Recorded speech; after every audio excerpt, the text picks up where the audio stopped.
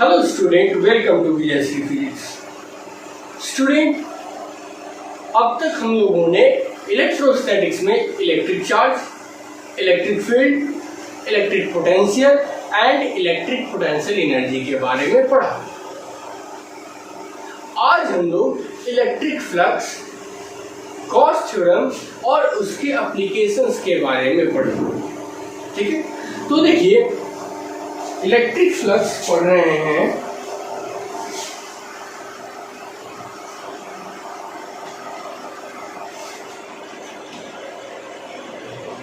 तो इसको पढ़ने से पहले हम एक टर्म समझते हैं, एरिया वेक्टर। क्या समझ लीजिए, एरिया वेक्टर क्या होता है। एरिया वेक्टर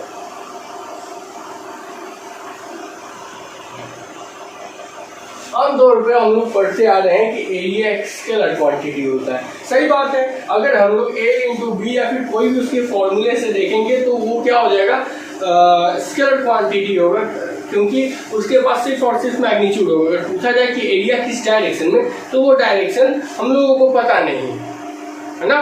वो लेफ्ट होगा, राइट होगा, फ्रंट होगा, डाउन होगा, किधर होगा कुछ पता नहीं चलेगा। लेकिन अगर हम उसके डायरेक्शन को स्पेसिफाई करें, किसी पर्टिकुलर डायरेक्शन में कोई एरिया अगर लेते हैं तो वो एक वेक्टर क्वांटिटी हो जाएगा। जैसे हमारे पास हमने एक प्लेन लिया, ठीक है। अभी इसका a इंटू बी करेंगे, कोई इस डायरेक्शन में है, इस डायरेक्शन में, इस डायरेक्शन में, इस डायरेक्शन में, या फ्रंट में या बैक में, पता नहीं चल रहा। लेकिन अगर इसके परपेंडिकुलर डायरेक्शन में हम लोग एक एरिया चूज करते हैं,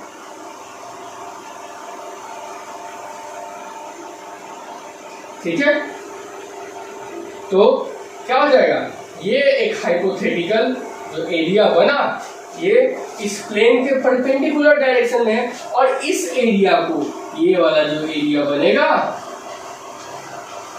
ये वाला जो एरिया होगा, ये एक वेक्टर क्वांटिटी होगा। इसको हम लोग बोलेंगे एरिया वेक्टर, है ना।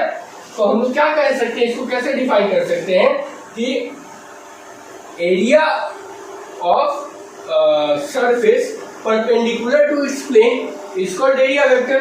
तो नोट कर लेते हैं, एरिया ऑफ, हमेशा एरिया वेक्टर हमेशा सरफेस के परपेंडिकुलर डायरेक्शन में होगा। अगर कर्व सरफेस भी है, ये अगर मान लेते हैं कर्व सरफेस है, तो यहाँ पर परपेंडिकुलर इधर होगा इस डायरेक्शन में, यहाँ पर इस डायरेक्शन में, यहाँ पर इस डायरेक्शन में, हमेशा सरफेस के परपेंडिकुलर डायरेक्शन में ही एरिया वेक्टर हम निकालते हैं। तो area of surface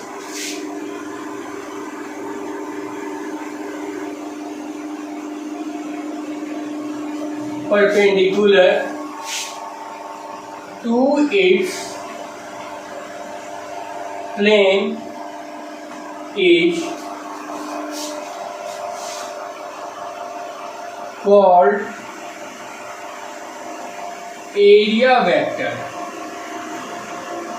Is called area vector. ठीक है, इसको S से या A से भी डिनोट किया जाता है। यूनिट सेम रहेगा, एरिया की तरह ही रहेगा, बस इसमें क्या फर्क हो जाता है कि इसके पास डायरेक्शन होता है ना।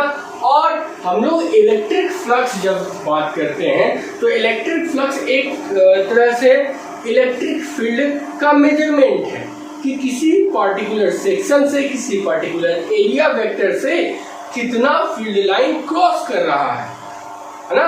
तो नंबर ऑफ फील्ड लाइन जो होगा वो डायरेक्टली प्रोपोर्शनेट होगा इलेक्ट्रिक फील्ड के।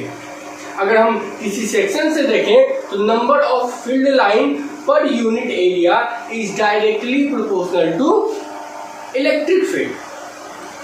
जैसे अब हम लोग देख लेते हैं कि एक एरिया वेक्टर लेते हैं और इलेक्ट्रिक फील्ड, ये डायग्राम बना लीजिएगा एरिया वेक्टर के लिए, ठीक है। इलेक्ट्रिक फ्लक्स को देखते हैं,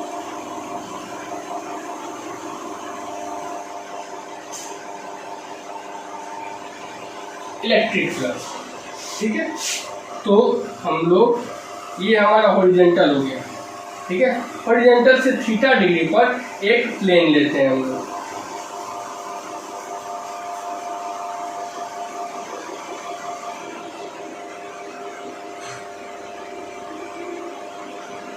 ठीक है, जो कि थीटा डिग्री एलिवेटेड है। इसी के डायरेक्शन में हम लोग इलेक्ट्रिक फील्ड लेते हैं ई। एरिया वेक्टर जो होगा वो किस डायरेक्शन में होगा, इस प्लेन के परपेंडिकुलर डायरेक्शन में होगा, मतलब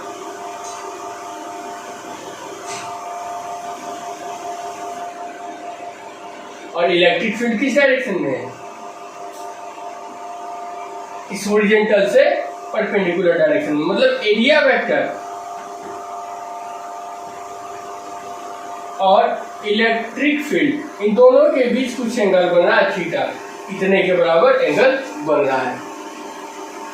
ठीक है, तो या तो हम लोग इसके कंपोनेंट में ले लेंगे, एरिया वेक्टर का कंपोनेंट ले लेंगे इलेक्ट्रिक फील्ड के डायरेक्शन में, या इलेक्ट्रिक फील्ड का जो है वो हम लोग कंपोनेंट ले लेंगे, कोई कंपोनेंट ले लेंगे एरिया वेक्टर के along.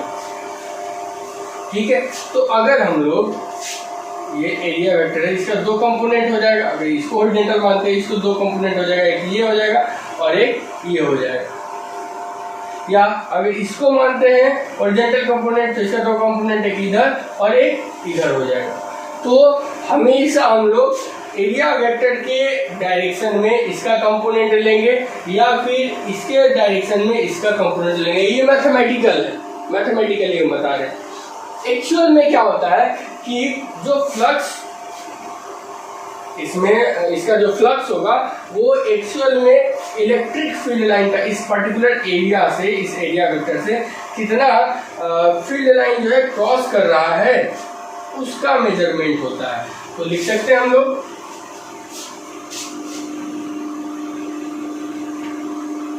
Electric flux is the measurement of field lines through the surface, है ना, किसी सरफेस से कितना जो है फील्ड लाइन क्रॉस कर रहा है उसका ये एक्चुअल में मेजरमेंट है। ये जो अगर हम बात करते हैं नंबर ऑफ फील्ड लाइंस पर unit area, number of field line पर unit area is directly proportional to electric field.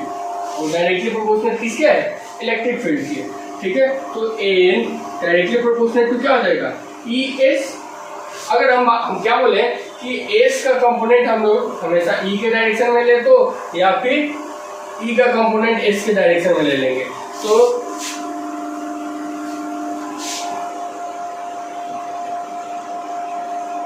Component of S किसके डायरेक्शन में, इन द direction of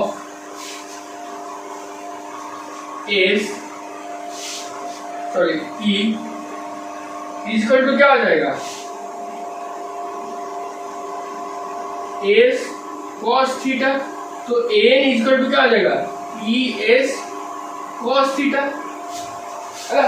अगर हम किसी स्मॉल, यहाँ पे देख लेते हैं, स्मॉल सेगमेंट की बात करें, ये स्मॉल सेगमेंट की बात करें तो ये चीज यहां पर भी होगा, क्योंकि इसका एरिया कितना हो जाएगा ds और ये E रहेगा। तो फॉर स्मॉल, यहाँ पे यूनिफॉर्म है तब तो एस ले लिए, अगर ये नॉन यूनिफॉर्म रहता, कोई स्पेरिकल शेप में रहता तो उस स्थिति में क्या रहते हैं लोग, उस स्थिति में जो आपका एरिया वेक्टर है और एक्चुअल एरिया है वो दोनों अलग अलग आ जाता है ना। तो उस समय हम लोग गॉसियन सरफेस अलग लेंगे। अब गॉसियन सरफेस क्या होता है इसके बारे में हम लोग चर्चा कर रहे हैं। तो स्मॉल सेगमेंट के लिए अगर हम लोग देखेंगे तो n इक्वल टू क्या हो जाएगा, ई डी एस कॉस थीटा हो जाएगा।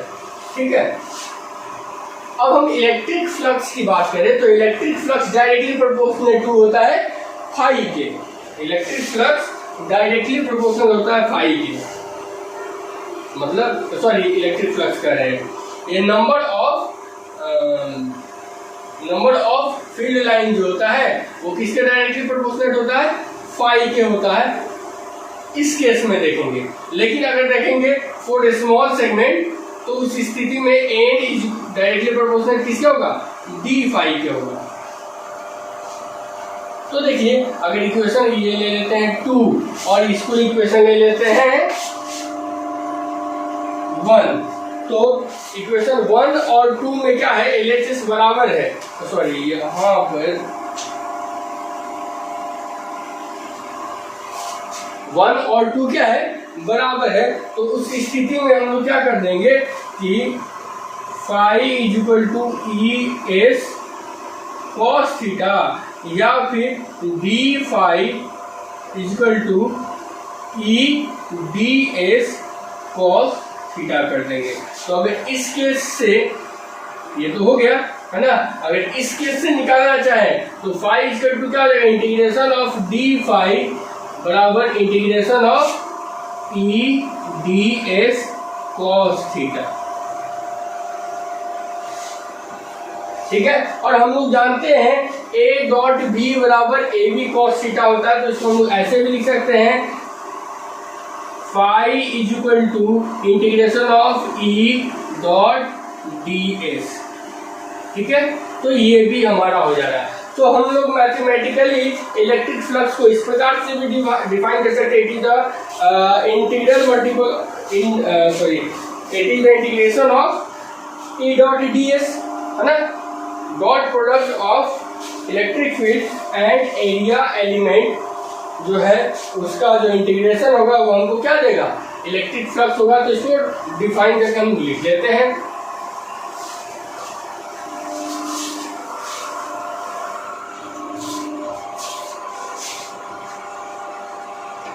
It is defined as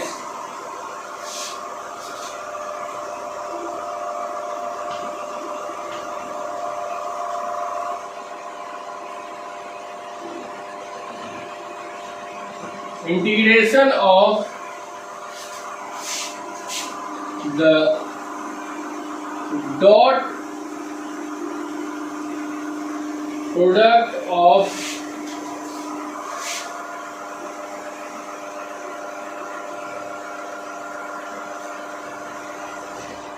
electric field and area element ना, it is denoted by phi। ये फाई के द्वारा सूचित किया जाता है इसको, है ना। तो हम लोग क्या कर सकते हैं, phi is equal to E D S cos theta था बराबर इंटीग्रेशन ऑफ ई, इसको हम इस तरीके से भी लिख सकते हैं, है ना। ये हमारा एक्चुअल फॉर्मूला होगा। ठीक है, अब यहीं से देखिए इसका ऐसा यूनिट क्या हो जाएगा, चलिए यूनिट और इसके बारे में थोड़ा डिस्कशन कर लेते हैं। तो इसे मिटाते हैं हम लोग, है ना।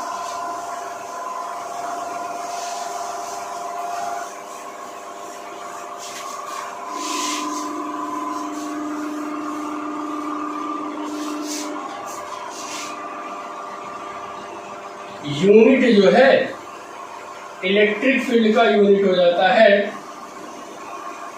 न्यूटन पर कूलम और एरिया का क्या होता है मीटर स्क्वायर। तो हम लिख सकते हैं फाई का यूनिट न्यूटन मीटर स्क्वायर पर कूलम। ठीक है, एक यूनिट ये हो गया। दूसरा यूनिट क्या होता है, इलेक्ट्रिक फील्ड का एक और यूनिट होता है वोल्ट पर मीटर इंटू एरिया का कितना हो जाएगा मीटर स्क्वायर। तो इससे ये निकल गया, तो एक और फाई का यूनिट हो गया वोल्ट मीटर। ठीक है, तो ये यूनिट हो गया। डायमेंशन की बात करें अगर हम लोग,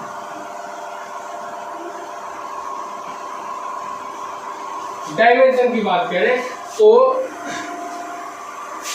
बारी बारी से लिख देते हैं। ये फोर्स का क्या हो जाएगा mLT-2, इसका क्या हो जाएगा AT, इसका क्या हो जाएगा L²। तो हम लोग सॉल्व करते हैं mL³ T−3 A−1, ये हो जाएगा mL³ T−3 A−1। ये आपका डायमेंशन हो गया इलेक्ट्रिक फ्लक्स का। इलेक्ट्रिक फ्लक्स जो है वो एक स्केलर क्वांटिटी है। It is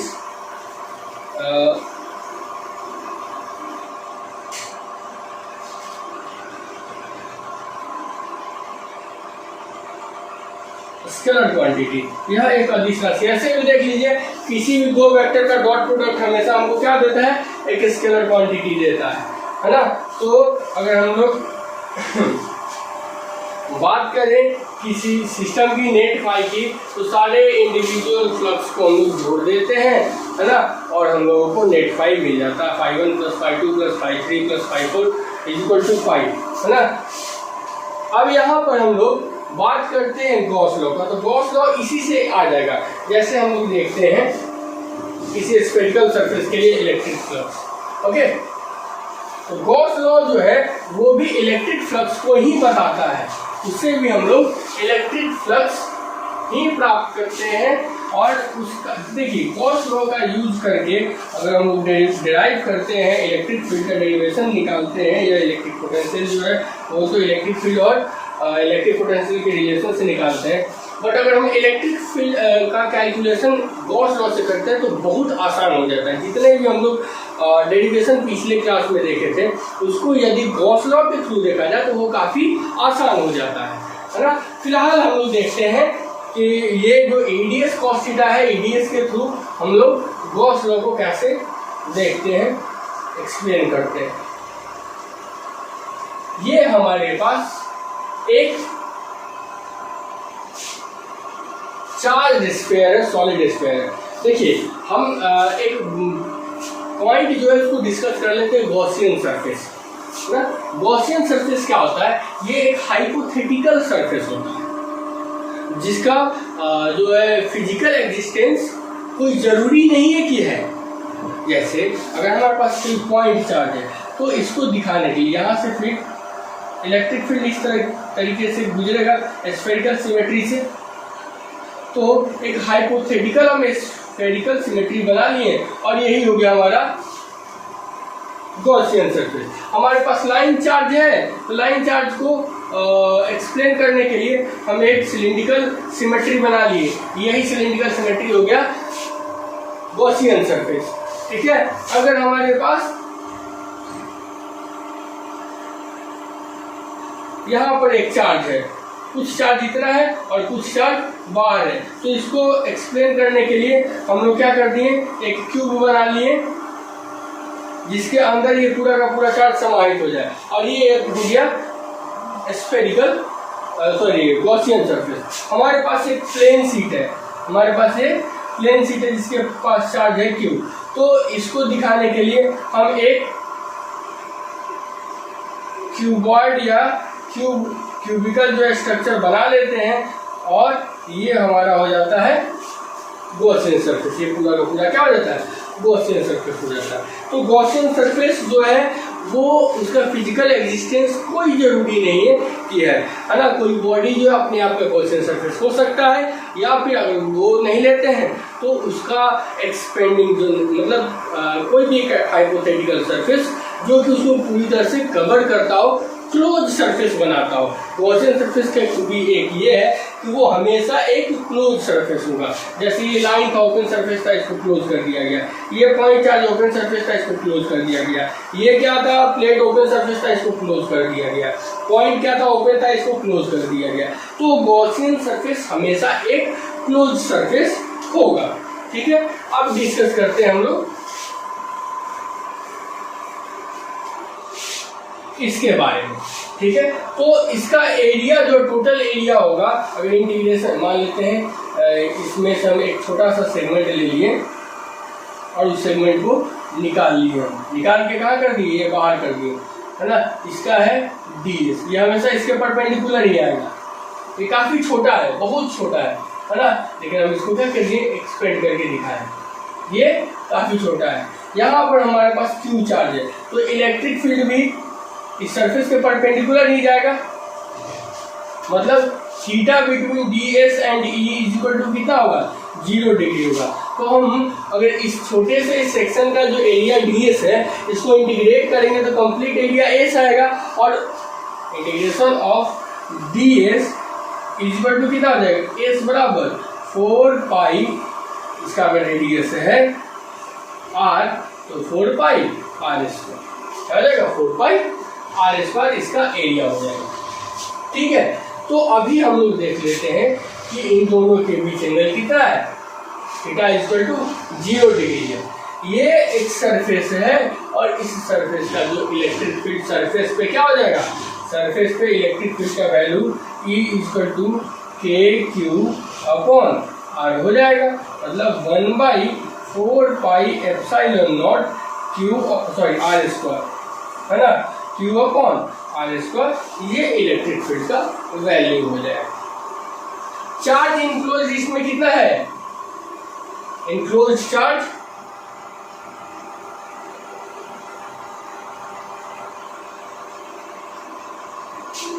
equal to Q है। ठीक है, तो अभी हम लोग फाई इक्वल टू क्या जानते हैं, phi equal to integration of E ds cos theta. Theta का वैल्यू 0 डिग्री है, तो cos थीटा का वैल्यू कितना हो जाएगा, 1। तो phi is equal to surface पर इलेक्ट्रिक फील्ड का वैल्यू क्या होता है, कांस्टेंट होता है, तो इसको बाहर करने की इंटीग्रेशन ऑफ ds। ठीक है, और इंटीग्रेशन ऑफ ds कितना है, 4 पाई r स्क्वायर है। तो phi is equal to E into 4 pi r square. अब E का वैल्यू हम लोग क्या जानते हैं, तो E का वैल्यू हम लोग जानते हैं, E is equal to 1/4 pi, मतलब Q by 4 pi epsilon naught r square into 4 pi r square. 4 pi से 4 पाई कैंसिल, r स्क्वायर से r स्क्वायर कैंसिल। तो phi is equal to Q enclose by epsilon naught. और यही जो है हमारा Gauss theorem कहता है।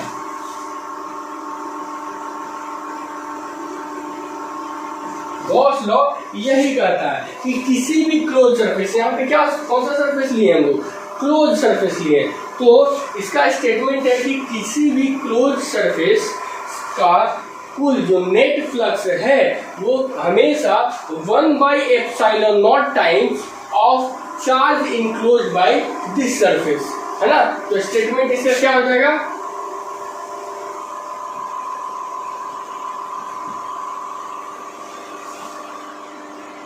गॉस थ्योरम का स्टेटमेंट क्या हो जाएगा, स्टेटमेंट ये हो जाएगा फॉर एनी क्लोज सरफेस या Gaussian surface,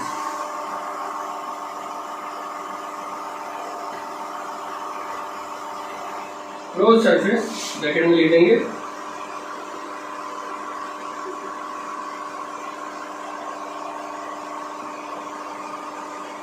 Gaussian surface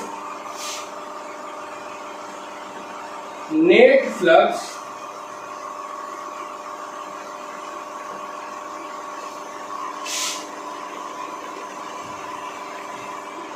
through it is always 1/ε0 times of charge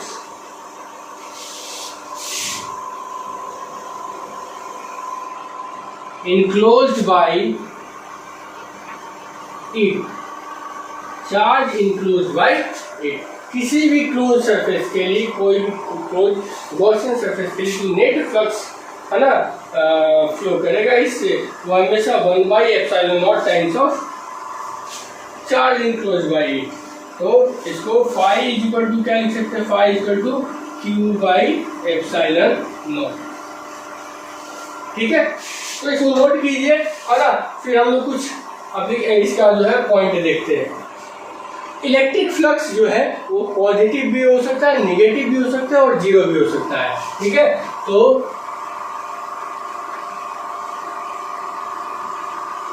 electric flux can be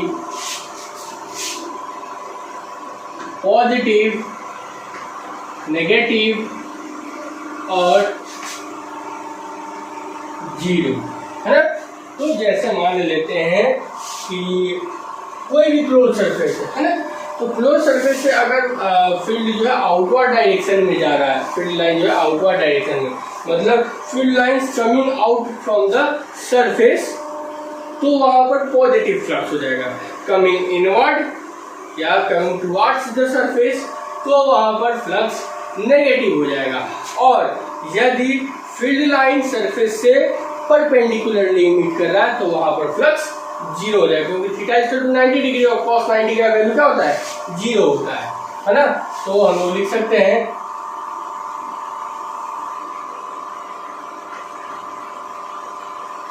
field line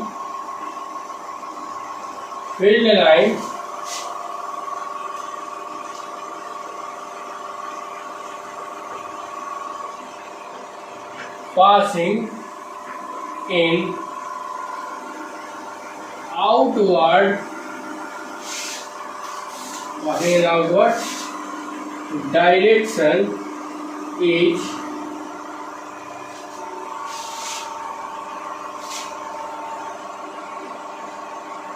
gives us positive flux, है ना।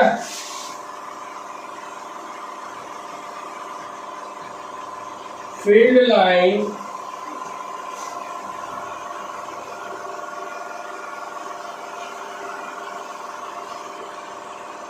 coming towards, अगर passing away from the surface होगा या coming towards the surface gives negative flux, है ना। जैसे यहाँ पर देख लीजिए, ये कोई सेगमेंट लिए है ना, ये एक सेगमेंट हम लोग लिए, तो यहाँ से अगर इलेक्ट्रिक फील्ड निकल रहा है और ये हो गया एरिया वेक्टर, ये थीटा है, तो थीटा लेस देन 90 डिग्री अगर होता है तो ये बाहर की ओर जाएगा, तो ये क्या हो जाएगा, बाहर की ओर जाएगा। और इस स्थिति में हमको मिलेगा फाई पॉजिटिव, है ना, फाई क्या मिलेगा, पॉजिटिव। लेकिन अगर यही सरफेस है, तो यहाँ पर अगर हम लोग लेते हैं एरिया वेक्टर, तो यहाँ से परपेंडिकुलर होगा सरफेस के, और फील्ड लाइन क्या हो जाएगा, इनसाइड की तरफ है, इनसाइड आ रहा है, ये इस डायरेक्शन में। तो यहाँ से देखिए, तो थीटा बनाएंगे, तो थीटा जो है, theta greater than 90 degree, 90 degree से बड़ा है ना, तो इस स्थिति में फाई जो है वो क्या हो जाएगा, निगेटिव हो जाएगा। लेकिन अगर ये सरफेस है और यहाँ पर हमारा एरिया वेक्टर, ठीक है। और इससे एकदम 90 डिग्री पर, इससे एकदम 90 डिग्री पर अगर हमारा इलेक्ट्रिक फील्ड रहता है तो यहाँ पर theta is equal to 90 degree और फाई जो है हमारा 0 हो जाएगा। इलेक्ट्रिक फ्लक्स हमारा क्या हो जाएगा? 0। तो क्या लिख सकते हैं?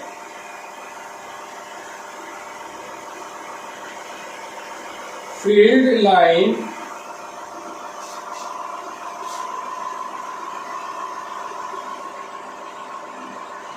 passing normally to the surface, मतलब क्या हुआ? एरिया एलिमेंट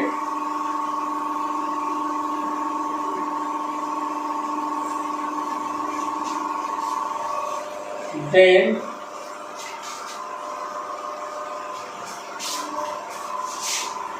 we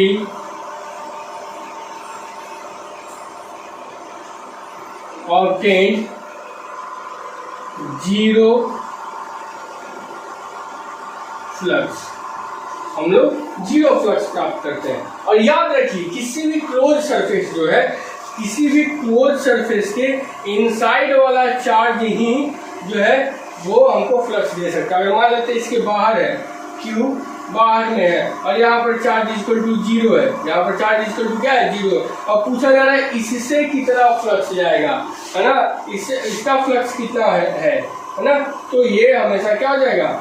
0 होगा। इसका फ्लक्स कितना होगा? 0 होगा। अगर हमको इस चार्ज के कारण निकालना है तो इस चार्ज के कारण हम एक हाइपोथेटिकल गॉसियन सरफेस बनाएंगे और उससे फ्लक्स निकालेंगे तो उसका फ्लक्स कितना हो जाएगा? Q/ε0 हो जाएगा, ठीक है। तो इस पॉइंट को हम लोग नोट कर लेंगे कि कभी भी हम लोग फ्लक्स निकालने के लिए क्लोज सरफेस के इनसाइड में जितना इनक्लोज जितना चार्ज किए हुए उसी का यूज करेंगे, है ना।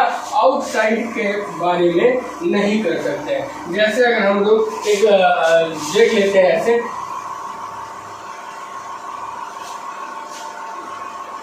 ये हो गया हमारा Q1, ठीक है। ये है हमारा Q2,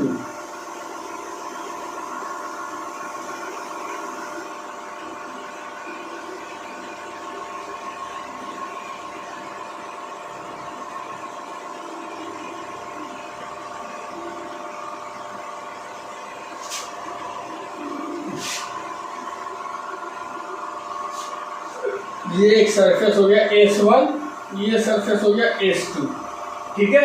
यहाँ पर एक सरफेस ले लिए हम S3, ठीक है। और इसको मिला के हम बना लिए एक हाइपोथेटिकल गॉसियन सरफेस। इधर सरफेस के बाद S4 ले लिए, इस पर चार्ज कितना है? Q है। इस पर चार्ज कितना है? Q है। तो अगर हम पूछा जाए हमसे कि इस पूरे सिस्टम के अंदर का हमको निकालना है और सिस्टम के बाहर है तो इससे हमको कोई मतलब ही नहीं, इसका फ्लक्स क्या हो जाएगा? 0। इसका फ्लक्स क्या हो जाएगा? 0। सिस्टम 3 की बात करें तो सिस्टम 3 में चार्ज नहीं है ना। Q इनक्लोज इक्वल टू 0, तो आपका फाई इज इक्वल टू कितना आ जाएगा? फाई 3 इज इक्वल टू कितना आ जाएगा? 0/ε0 बराबर 0 हो जाएगा। हम Q1 की बात कर रहे थे, Q1 से फील्ड लाइन निकल रहा है मतलब पॉजिटिव होगा, तो फाई इज इक्वल टू कितना आ जाएगा? Q1/ε0, ठीक है। Q2 में इंटर कर रहा है, इनसाइड में आ रहा है, तो यहाँ पर फ्लक्स कितना हो जाएगा? निगेटिव हो जाएगा, Q2/ε0, ठीक है। तो ये समझ में आया, है ना। मान लेते हैं एक सिस्टम है, हमारे पास एक सिस्टम है, ठीक है। इसमें 3 चार्ज है, Q1, Q है, 2Q है और 3Q है। अब पूछ रहा है इस पूरे सरफेस से कितना नेट फ्लक्स कितना होगा? फाई नेट इक्वल टू 1, है ना। तो पहले देखेंगे Q इनक्लोज इक्वल टू कितना हो जाएगा? Q - 2Q + 3Q, तो कितना हो जाएगा? Q और 3Q कितना हो जाएगा? 4Q में से 2Q जाएगा, 2q हो जाएगा। ओके, तो हम लोग से फाइव पूछ रहा है, तो फाइव इक्वल टू क्या हो जाता है, टोटल चार्ज इनक्लोज। तो इनक्लोज चार्ज कितना है, 2q है, 2q अपॉन एप्सिलॉन नॉट, ये हमारा हो जाएगा 5। ओके, बात करते हैं कि ऐसा जैसे अगर कोई सरफेस है ना, चार्ज सरफेस है, कंडक्टिंग सरफेस है, तो उसको किसी फील्ड मतलब इलेक्ट्रिक फील्ड रीजन में डालते हैं। ऐसे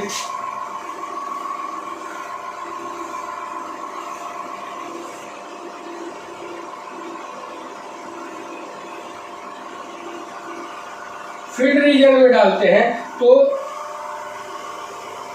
ये डिस्टर्ब नहीं होता है, ठीक है, यहाँ पर जाके इंड कर देता है और फिर यहाँ से स्टार्ट हो जाता है, इसके पास चार्ज नहीं है, तो इसका क्या हो जाएगा, नेट फ्लक्स 0 हो जाएगा, इसका नेट फ्लक्स कितना हो जाएगा, 0 हो जाएगा। ठीक है, तो इसको देख लेते हैं हम लोग पहले।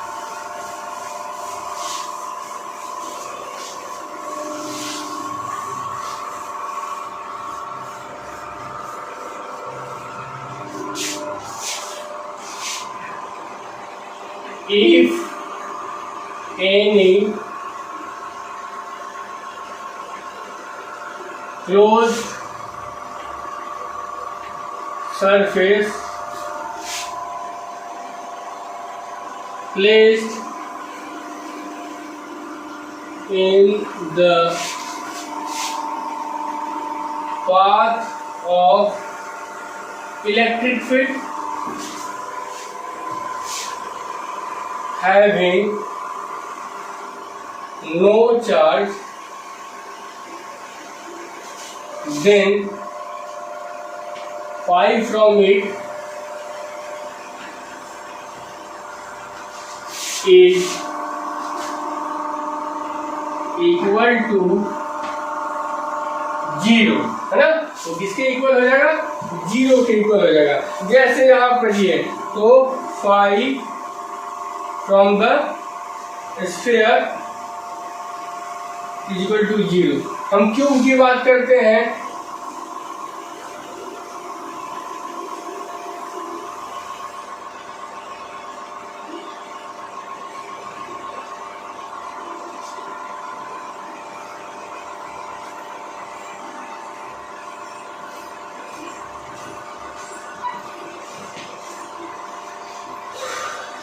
यूनिफॉर्म फील्ड है ना, इससे निकल के जा रहे हैं, चार्ज इसमें नहीं है, चार्ज इसमें नहीं है।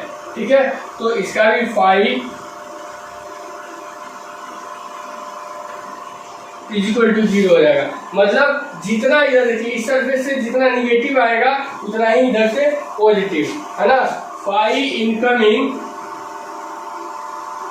इक्वल टू फाई पॉजिटिव और निगेटिव कितना हो जाएगा, E जो है इसका E इंटू एरिया कितना हो जाएगा, किसी भी इसका एरिया ये सरफेस का हो जाएगा और इस सरफेस का एरिया, है ना, तो इस सरफेस का एरिया कितना हो जाएगा, EA² और इसका भी क्या हो जाएगा, EA², एक का निगेटिव और एक का पॉजिटिव, मतलब नेट फ्लक्स अगर देखेंगे तो फाई नेट इक्वल टू क्या हो जाएगा, phi in plus phi out, है ना, तो इन वाला जो है वो निगेटिव होगा, it is equal to minus EA² plus इसका क्या हो जाएगा, आउट की तरफ है तो पॉजिटिव हो जाएगा, EA² बराबर 0। फाई नेट हमको क्या मिल गया, 0 मिल। ठीक है, इसी तरह से देखते हैं एक हेमिस्फेरिकल सरफेस को।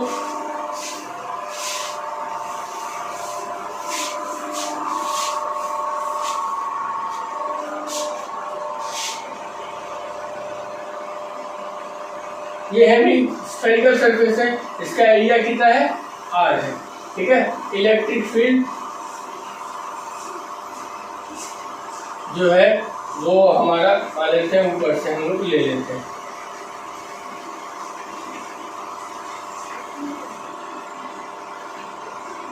तो ये हो गया आपका E। अगर इसका एरिया वेक्टर देखेंगे तो इसका एरिया वेक्टर इस डायरेक्शन में आएगा, मतलब इस दोनों के लिए थीटा 0 डिग्री होगा और यहाँ पर देखेंगे तो यहाँ पर एरिया वेक्टर ऐसे जाएगा।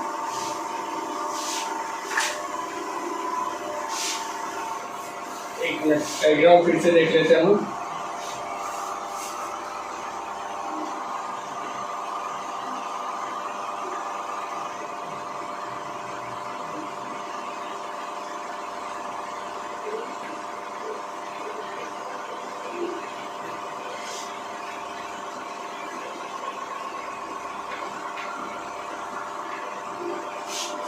दिया गया चार्ज, ठीक है, और ये कंडक्टर था, ये चारों तरफ से निकाल दिया, एरिया वेक्टर भी इसका इसी डायरेक्शन में होगा, ठीक है। Q enclose is equal to कितना है, 0 है। तो जितना फाई ये इनवर्ड होगा, फाई इनवर्ड, उतना ही फाई क्या हो जाएगा, आउटवर्ड। तब तो phi net is equal to 0।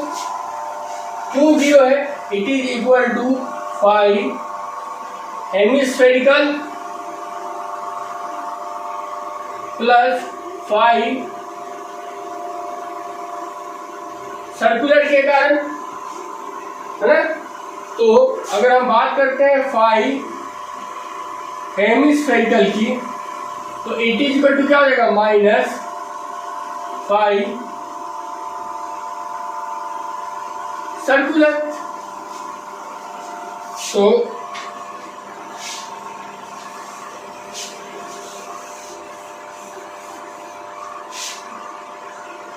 Phi hemispherical का कितना देगा वैल्यू, ई, और डी इसका इंटीग्रेशन करेंगे तो एस आएगा।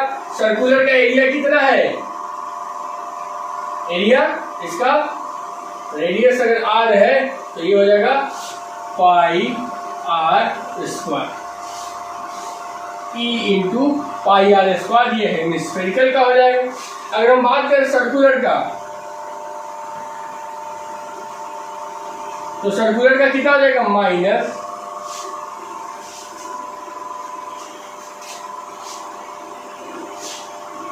मतलब अगर इसको पॉजिटिव ले रहे हैं तो ये फिर निगेटिव हो जाएगा, माइनस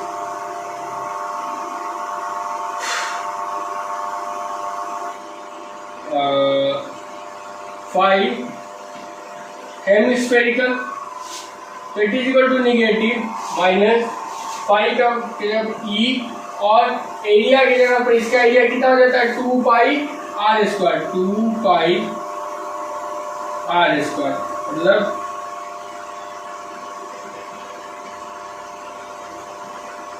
ये हो जाएगा सर्कुलर का, है ना। ये क्या हो जाएगा, सर्कुलर का। दोनों को जोड़ेंगे, अब क्या है ना कि यहाँ पर दोनों अगर माइनस कर रहे हैं, जब जोड़ेंगे तो क्या हो जाएगा, इनवर्ड में ये निगेटिव हो जाएगा और ये क्या हो जाएगा, पॉजिटिव हो जाएगा। इनवर्ड में ये निगेटिव और ये पॉजिटिव हो जाएगा। तो हम लोग इस इलेक्ट्रिक फील्ड के लिए सर्कुलर क्या हो जाएगा, सर्कुलर निगेटिव, और ये क्या हो जाएगा, पॉजिटिव हो जाएगा। ओके, जब जोड़ेंगे तो दोनों को हम लोग क्या कर देंगे कि एक प्लस और एक माइनस के टर्म ले लेंगे। यहाँ पे रिलेटिव हम लोग देख रहे हैं, रिलेटिव टर्म देख रहे हैं, ठीक है। अब हम लोग देख लेते हैं इसी क्यूब के कारण, जैसे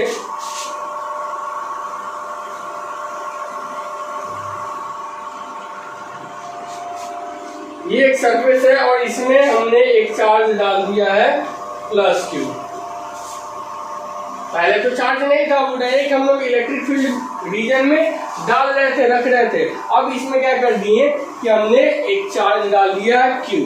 तो इस पूरे क्यूब से फाई नेट इक्वल टू हो जाएगा Q by epsilon not, Q by epsilon not. अगर हम बात करते हैं कि पूरे सरफेस से कितना निकलेगा, मतलब एक सरफेस से कितना निकलेगा, है ना, तो टोटल सरफेस कितना, 1 2 3 4 5 6 सरफेस से हमको मिल रहा है कितना, 6 इंटू 5 सरफेस इक्वल टू कितना मिल रहा है, क्यू बाई एप्सिलॉन नॉट। तो एक सरफेस से 5 equal to Q by 6 epsilon naught, है ना। एज कितना है, 1 2 3 4 5 6 7 8 9 10 11 12 12 एज है।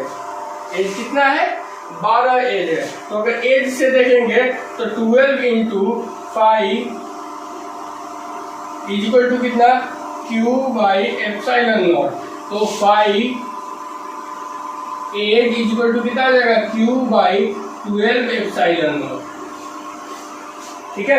अगर हम कॉर्नर की बात करें तो कॉर्नर कितना है, 1 2 3 4 5 6 7 8 है ना। तो कॉर्नर 8 है, तो 8 into 5 corner equal to Q by epsilon naught. तो इसी एक कॉर्नर से कितना फ्लक्स निकलेगा, तो Q by 8 epsilon not. Okay, तो ये हो जाता है। अब देखिए चार्ज का प्लेस हम लोग चेंज करते हैं। चार्ज का प्लेस क्या करते हैं, चेंज करते हैं।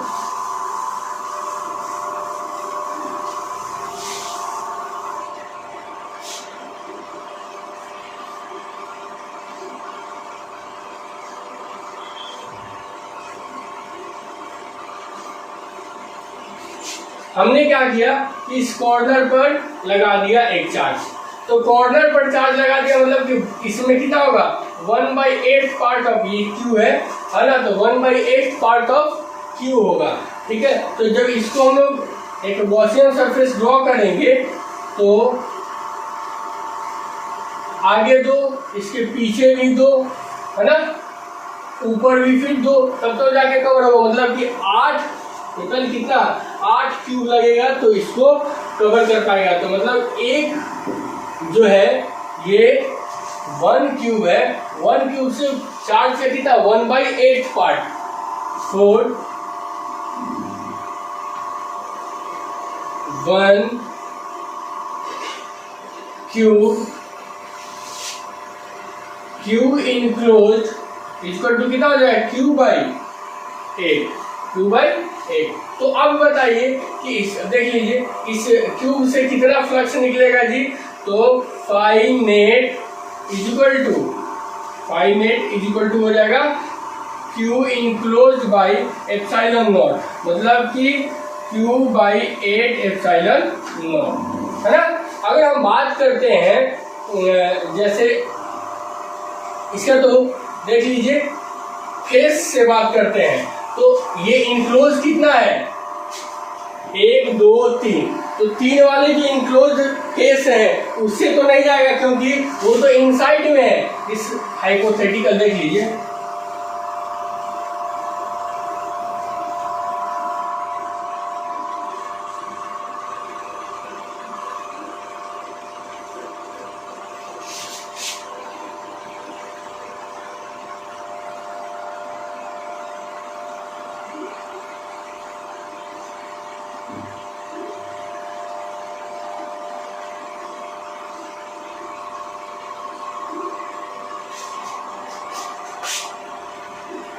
ये तो यहां पर है, ये क्या है, यहां पर है। तो इधर का इस वाले अगर हम इसका बात करते हैं तो इसका कितना सरफेस से निकलेगा, इसका यही सरफेस से ना निकलेगा, 1 2 और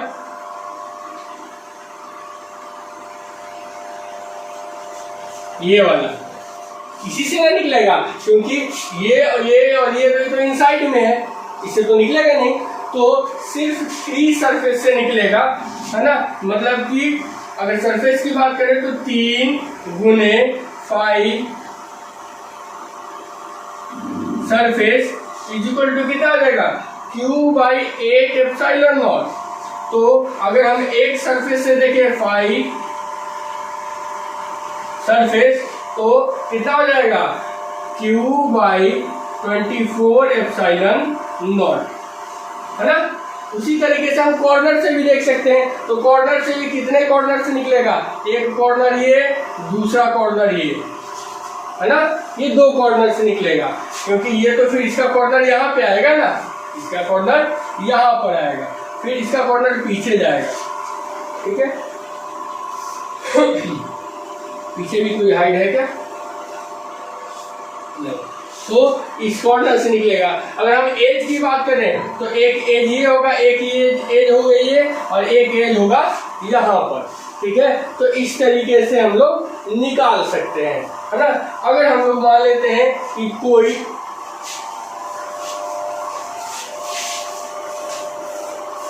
यूनिफॉर्मली चार्ज रॉड है,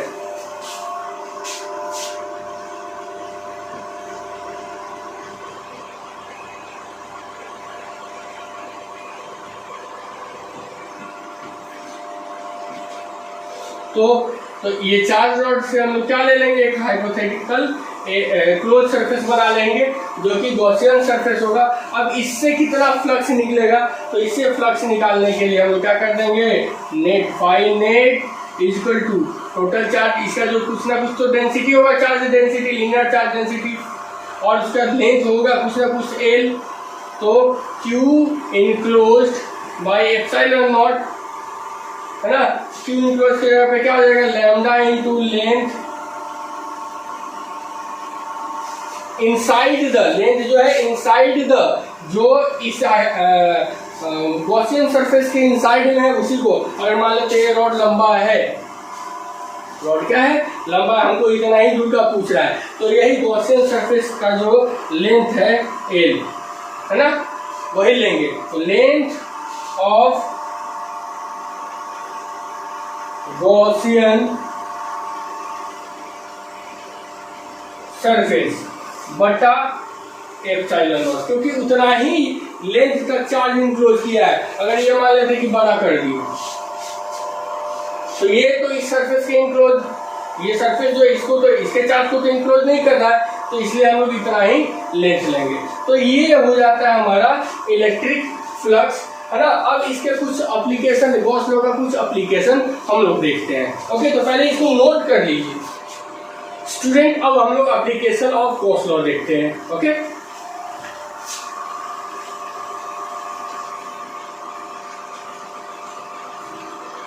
एप्लीकेशन ऑफ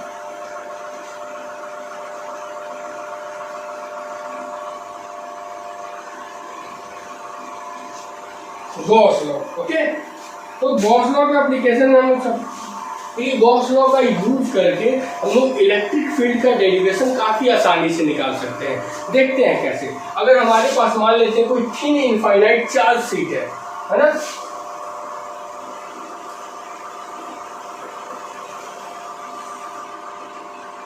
इलेक्ट्रिक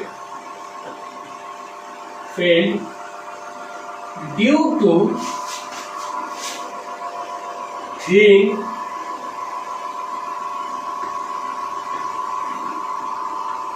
इनफाइनाइट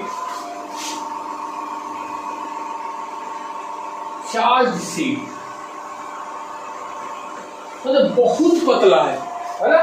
तो हम लोग एक शीट यूज करते हैं, ठीक है। इसमें ये चार्ज शीट है,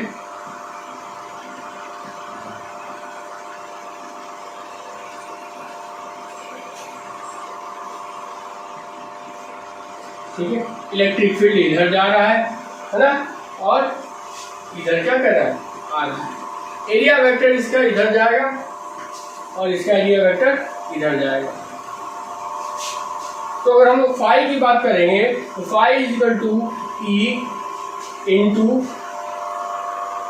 2a, एरिया हम क्या कर रहे हैं, दो एरिया ले रहे हैं, ई इंटू 2a हो जाएगा। अगर हम लोग बात करते हैं गॉस लॉ के through, according to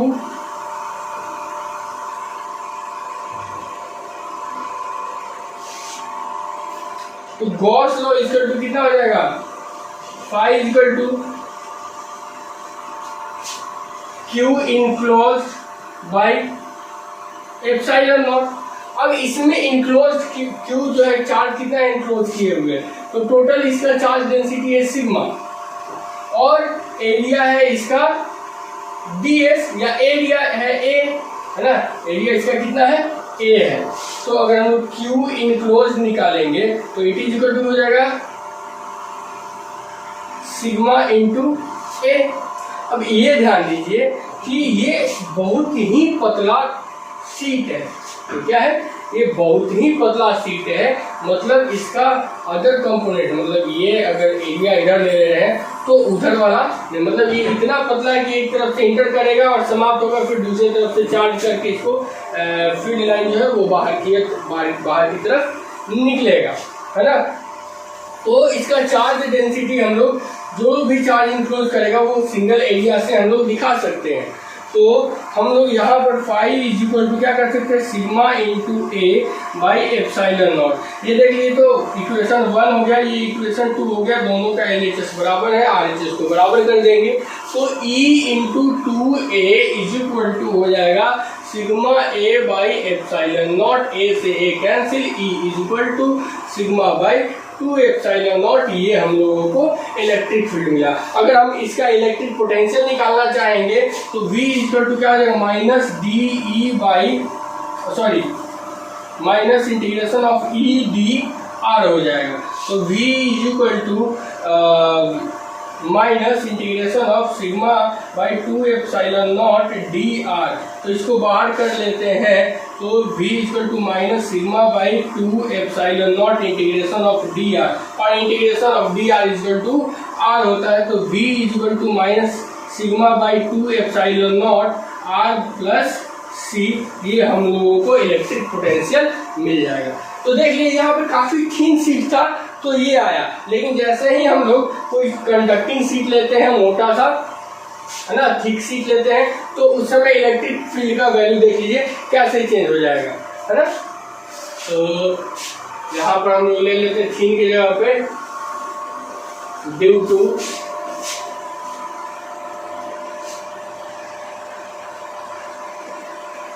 charge conducting. Thin नहीं लगा मतलब कि ठीक है, मतलब इसके पास एक लेयर है, इसके पास क्या है, एक लेयर है। तो अब जो चार्ज डेंसिटी हम लोग निकालेंगे तो इसका भी 2A हो जाएगा, क्योंकि A इसके लिए और A इसके पीछे वाले के लिए। तो उस स्थिति में अब देखिए यहाँ पर क्या यूज करेंगे हम लोग, सिग्मा इंटू 2A यूज करेंगे, ठीक है। Q equal to E into 2A, ये तो सही है। फिर गॉस लॉ का यूज करेंगे तो Q enclose by epsilon naught, है ना। तो यहाँ पर Q इनक्लोज इक्वल टू कितना हो जाएगा, दो एरिया ने कवर कर रहा है, एक ये है और एक ये वाला है ना। तो हमारा 2A हो जाएगा। अब जब यहाँ पर 2A इंटू 2A करेंगे तो 2 से 2 भी कैंसिल हो जाएगा और हमारा E equal to sigma by epsilon not हो जाएगा, ठीक है। तो इस स्थिति में अगर हम फिर पोटेंशियल निकालेंगे तो पोटेंशियल इक्वल टू हमारा ये हो जाएगा ई डी आर, है ना। फिर ई को हम लोग बाहर कर, ई का वैल्यू कितना है, सिग्मा बाई एप्सिलॉन नॉट, इसको हम लोग बाहर करेंगे और डी आर का इंटीग्रेशन करेंगे, डी आर का इंटीग्रेशन आर प्लस सी आ जाएगा हमारा इलेक्ट्रिक पोटेंशियल का वैल्यू। जहां पर यहाँ पर हम लोग देख रहे हैं दोनों केस में ई आर से, आर का पावर 0 से रिलेटेड है, उस तरह यहाँ पर देखेंगे वी आर से इस प्रकार से रिलेटेड है दोनों केस में, है ना। मतलब V और R के बीच में स्ट्रेट लाइन का ग्राफ जाएगा। अगर हम लोग किसी कंडक्टर के लिए बात करते हैं कि किसी कंडक्टर के लिए इलेक्ट्रिक फील्ड का वैल्यू कैसे हम लोग निकालेंगे, तो देखिए यहाँ पर कंडक्टिंग कोई भी सरफेस होगा,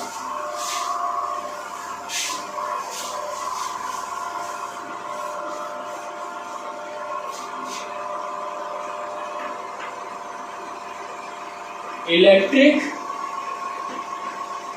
फील्ड ड्यू टू, तो देखिए हम लोग ऐसे ले लिए, ठीक है। चार्ज है, कंडक्टर है, तो कंडक्टर है तो निश्चित रूप से इनसाइड में इलेक्ट्रिक फील्ड कितना हो जाएगा, E इक्वल टू 0 इनसाइड में, है ना। हम यहाँ पर लेते हैं एक गॉसियन सरफेस, तो यहाँ से फील्ड इधर निकलेगा, इनसाइड में क्या है, 0 है। तो ये है E और यहाँ पे है DS, यहाँ पर क्या हो जाएगा, DS। तो इसका चार्ज डेंसिटी भी कितना हो जाएगा, क्योंकि ये सरफेस पे बिखर जाता है, कंडक्टर है, तो चार्ज डेंसिटी इसका सिग्मा कूलम पर मीटर स्क्वायर है, ठीक है। तो यहाँ पर चार्ज भी कितना हम लोगों को मिलेगा, dq मिलेगा बाहर की तरफ। तो dq by ds equal to sigma. तो dq इक्वल टू कितना हो जाएगा, सिग्मा इंटू ds। ओके, अब देखते हैं हम लोग फ्लक्स का फॉर्मूला। फ्लक्स इक्वल टू क्या हो जाएगा, ई डी एस, है ना, integration of E D S. क्योंकि थीटा इक्वल टू कितना है, 0 डिग्री है, तो कॉस 0 का वैल्यू 1 होता है। अगर हम बात करते हैं, इसको इंटीग्रेट भी करेंगे, इसको हम क्या करते हैं, इंटीग्रेट कर देते हैं, तो फाई इक्वल टू कितना हो जाएगा, ई इंटू एस हो जाएगा। ओके, ये इक्वेशन 1। ओके, अब देखते हैं हम लोग Q by S equal to sigma, है ना। तो Q इक्वल टू भी क्या कितना हो जाएगा, Q equal to sigma into S. तो हम लोग dq से भी होकर निकाल सकते थे और q से भी होकर निकाल सकते थे। तो अकॉर्डिंग टू गॉस लॉ देखते हैं, according to Gauss law phi equal to कितना हो जाएगा, q enclosed by epsilon not. q enclose कितना हो जाएगा, sigma into S by epsilon not. ये हो जाएगा इक्वेशन 2। इक्वेशन 1 और 2 में देखिए तो LHS बराबर है, RHS को हम लोग क्या कर देंगे, बराबर कर देंगे, RHS को बराबर कर देंगे। तो E S equal to sigma S by epsilon not, S से एस कैंसिल, तो ई बराबर सिग्मा बाई एप्सिलॉन नॉट। तो देख रहे हैं कितनी आसानी से हम लोग कोई भी जो है उसका हम लोग जैसे हम लोग देखिए सिलेंडर का निकाले हुए थे तो काफी मुश्किल आया था, लेकिन अगर सिलेंडर का ही देख लेते हैं, सिलेंडर का ही हम लोग देख लेते हैं कितना आसानी से निकल जाता है। यह है सिलिंड्रिकल सरफेस, ठीक है, और इसमें चार्ज यूनिफॉर्मली चार्ज है ना, लीनियर चार्ज डेंसिटी लैम्डा है इसका। तो अगर हम लोग इलेक्ट्रिक फील्ड निकालते हैं, सॉरी इलेक्ट्रिक फ्लक्स निकालते हैं, तो फाई इक्वल टू क्या हो जाता है, इसका E into D S, area की इंटीग्रेशन ऑफ डी एस। और इंटीग्रेशन ऑफ डी एस कहीं से ये कोई सेक्शन लेते हैं, है ना, तो इंटीग्रेशन ऑफ डी एस क्या हो जाएगा, इसका एरिया, है ना। तो एरिया इसका कितना हो जाता है, 2 पाई आर एच। एच इसका कितना है, एल है। तो हम लोग फाई इक्वल टू कितना लिख सकते हैं, E equal to 2 pi R L, जो इसका रेडियस है, 2 पाई आर एल हो गया, ठीक है। अब हम लोग गॉस लॉ से देखेंगे, अकॉर्डिंग टू गॉस लॉ, तो फाई इक्वल टू कितना हो जाएगा हमारा, Q by epsilon not. Q equal to कितना लिखेंगे, lambda L by epsilon not, ठीक है। तो हम लोग LHS को बराबर करके RHS को बराबर कर देते हैं, तो E into 2 pi R L बराबर lambda L by epsilon not. L से एल कैंसिल, तो E इक्वल टू क्या हो जाएगा, lambda by 2 pi epsilon not R. यही फॉर्मूला हम लोग देखे हुए थे, तो देखिए तो कितना आसानी से निकल गया। तो इस गॉस लॉ का यूज करके हम लोग काफी आसानी से इलेक्ट्रिक फील्ड का डेरिवेशन कर सकते हैं, ठीक है। अब एक केस देखते हैं कि दो हम लोग पैरेलल सीट लेते हैं, चार्ज सीट लेते हैं, और उसके बाहर इनसाइड में और आउटसाइड में इलेक्ट्रिक फील्ड कितना होता है उसको देखते हैं।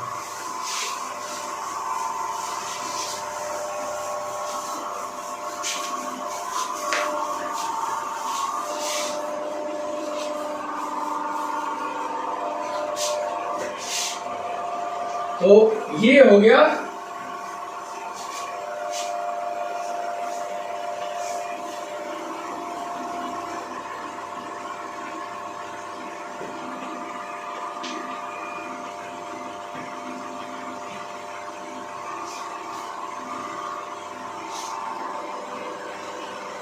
ऐसा करते हैं, दोनों को प्लस नहीं लेके, एक को प्लस और एक को माइनस ले लेते हैं। तो इस पे सिग्मा क्या हो जाएगा, प्लस सिग्मा 1, और इस पे सिग्मा जो है 2 माइनस इलेक्ट्रिक फील्ड लाइन ऐसे यहाँ से ये बाहर निकलेगा और यहाँ से ये अंदर की ओर जाएगा।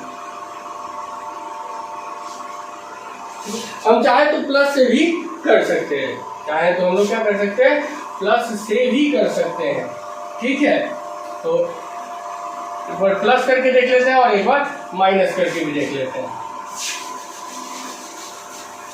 चलिए, तो अगर इस केस में देखते हैं, इस केस में तो इसका भी इलेक्ट्रिक फील्ड इस डायरेक्शन में जाएगा है ना, और इधर से इस डायरेक्शन में जाएगा, इसका भी इलेक्ट्रिक फील्ड इस डायरेक्शन में और इस डायरेक्शन में जाएगा। ओके, तो यहाँ पर अगर हम देखेंगे तो इसके कारण sigma 1 by 2 epsilon not positive आएगा, ठीक है, और इसके कारण सिग्मा 2 बाई 2 एप्सिलॉन नॉट ये भी पॉजिटिव आ जाएगा। तो 1 बाई 2 एप्सिलॉन नॉट कॉमन ले ले तो सिग्मा 1 प्लस सिग्मा 2। फिर देख लीजिए, अगर इनसाइड में हम लोग देखते हैं तो इनसाइड में यहां से ऐसे जाएगा, तो ये पॉजिटिव होगा इसके लिए और इसका डायरेक्शन तो इधर आएगा, तो एक में से दूसरे को हम लोग क्या कर देंगे, घटा देंगे, मतलब अपोजिट डायरेक्शन में है, दोनों का फील्ड जो है वो अपोजिट डायरेक्शन में है। तो यहाँ पर देख लीजिए, इसके कारण इस डायरेक्शन में sigma by 2 epsilon not electric field कितना आ जाएगा, सिग्मा 1 बाई 2 एप्सिलॉन नॉट इस डायरेक्शन में, और इसके कारण इस डायरेक्शन में आएगा सिग्मा 2 बाई 2 एप्सिलॉन नॉट। तो 1 बाई 2 एप्सिलॉन नॉट कॉमन ले लेंगे और सिग्मा 1 माइनस सिग्मा 2 निकाल देंगे, ये हो जाएगा हमारा नेट।